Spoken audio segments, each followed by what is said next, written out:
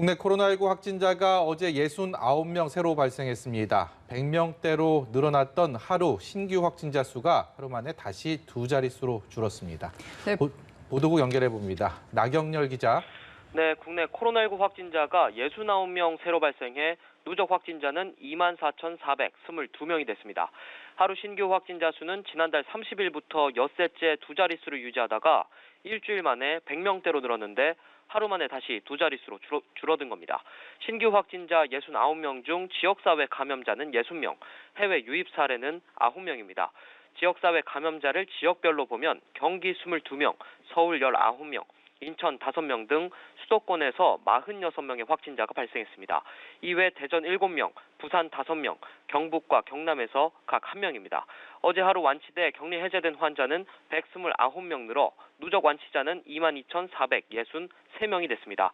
격리 치료 중인 환자는 1,532명으로 62명 줄었고 이 가운데 중환자는 97명입니다. 사망자는 2명 추가로 발생해 모두 427명이 됐습니다.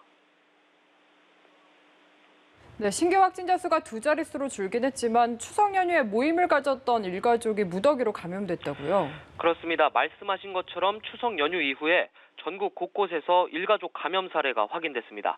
경기 화성시의 한 가족 모임과 관련해 그저께 첫 확진자가 나왔는데 이후 5명이 더 감염돼 관련 확진자가 6명으로 늘었습니다.